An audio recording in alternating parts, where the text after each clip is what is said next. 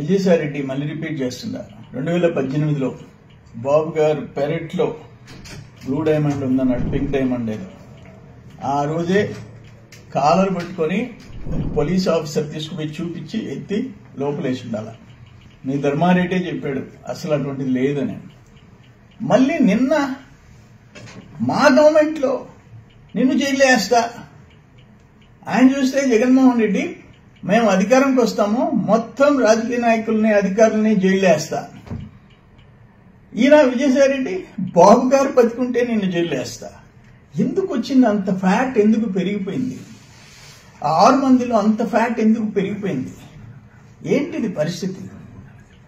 మీరు చేసిన దోపిడీలు, విధ్వంసాలు కథలుగా పత్రికల్లో వస్తుంటే, విత్ ఆల్ ఎవిడెన్సెస్, అన్ని సాక్ష్యాలతో కూడా వస్తుంటే ఆశను మాలో ఉంది. బాబు గారిని కంటికి నీళ్లు పెట్టించిన వాడు ఎక్కడున్నాడు? కంటతడి పెట్టించిన వాడు ఎక్కడున్నాడు? మీకు సిగ్గు శరమ లేకుండా మీరు ధర్నాలు చేస్తున్నారు. అసలు రిపోర్ట్ చూస్తే, నివేదిక చూస్తే సిగ్గుతో తలదించుకోవాలా? విద్యా వ్యవస్థని సర్వనాశనం చేశారు. ఇప్పుడు లోకేష్ బాబు గారు వచ్చిన తర్వాత టోటల్ స్ట్రీమ్ లైన్ చేసినాడు. వ్యవస్థకి మళ్ళీ తిరిగి పూర్వజన్మని ఇచ్చినాడు. ఆయన పరిస్థితి ట్రాక్ లో పెట్టాడు. మీరు ధర్నా చేస్తామంటున్నారు, నవ్విపోతారు. ప్రభుత్వంలో మెతకతనం ఉందా, లేకపోతే పోలీసు వ్యవస్థలో లోపం ఉందా? కొన్ని ఇన్సిడెంట్స్ మేము కళ్ళారా చూస్తున్నాం.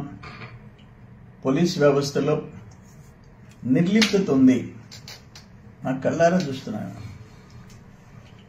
5 ఏళ్లు మేము, మా కార్యకర్తలు, మా నాయకులు నరకం అనిపించాం. నరకం టాప్ టు బాటం, బాబు గారి దగ్గర నుంచి కింద కార్యకర్తల వరకు. రెవెన్యూ రికార్డ్స్ మార్చేసి, భూముల రికార్డులు మార్చేసినారు. ఆ ల్యాండ్ గ్రాబింగ్ యాక్ట్ ఎప్పుడు చట్టం వస్తుందో, ఎప్పుడు అటువంటి భూమాఫియాని ఏ రోజు చర్యలు తీసుకునే అవకాశం వస్తుందో వెయిట్ చేస్తున్నాం. పెద్దారెడ్డి దగ్గర నుంచి ఇక్కడ విశాఖపట్నం వరకు రోజు అవే